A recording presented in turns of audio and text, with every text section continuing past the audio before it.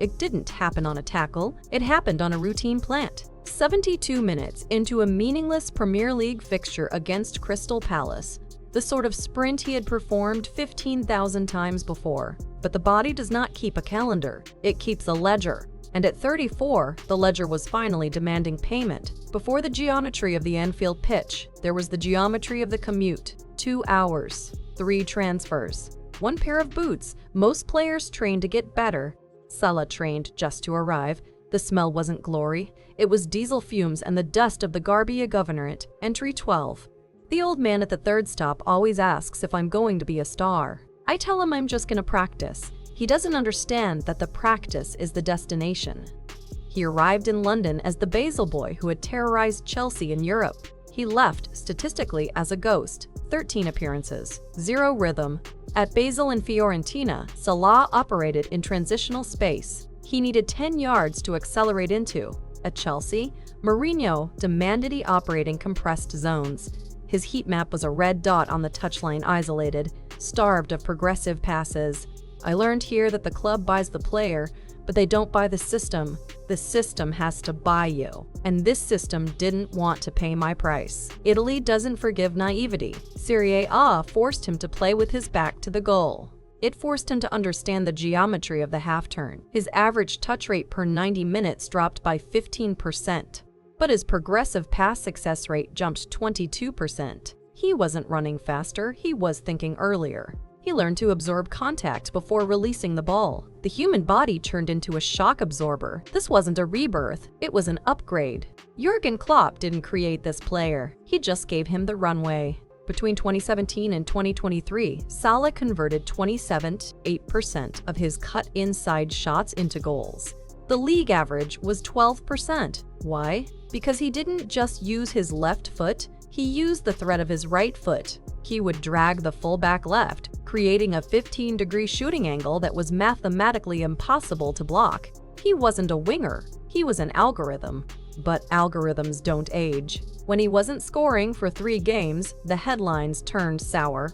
The algorithm became a relic. The expectation prison was real. But it wasn't about a crown, it was about a reputation tax. Every passing season, he had to pay more for the same performance. This is where the story diverges from the fairy tale. Slot looked at the numbers.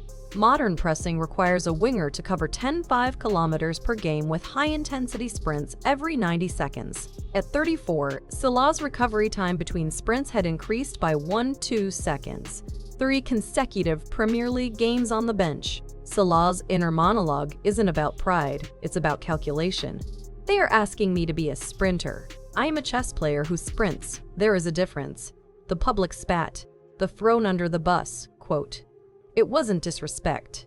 It was the raw frustration of a man who had sacrificed his prime for a club, only to be told his prime was a liability. The pain wasn't sharp, it was a burn, like someone had poured hot sand into his muscle fibers. He had survived 9 years at Liverpool without a major muscle tear.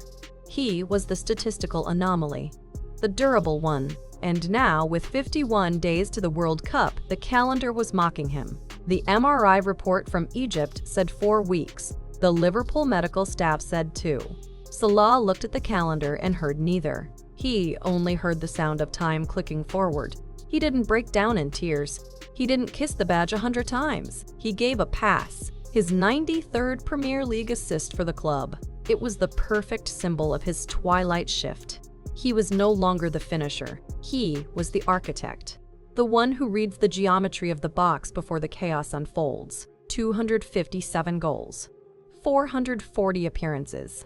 But as he walked off, the number that mattered wasn't the goals. It was the number 9 years of his daughter's lives spent in the city. He wasn't leaving Liverpool, he was leaving a home. Hassan didn't ask him to be a winger, he asked him to be the control rod. His touch map shifted. In 2018, 60% of his touches were in the attacking third. In 2026, that number dropped to 42%. But his line-breaking passes into the box increased by 18%. He wasn't accelerating. He was decelerating, slowing the game down so the younger players could catch up to his vision. The fast player wins the first minute. The smart player wins the last minute. I am learning to be smart. He set up the corner for Trajic's header. Egypt won 3-1, their first World Cup victory. He was 34.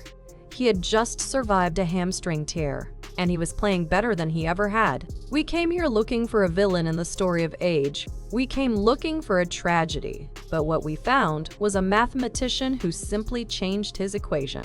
He lost the setting that defined him. He lost the role that made him famous. He lost the physical privilege of his youth. And yet, here he is, not as a king, not as a god, as a man who still has one more calculation to make.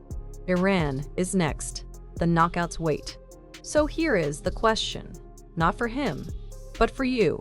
Do you measure a legacy by the trophies he lifted or by the miles he traveled on that dusty bus in Nagri just for the right to be here?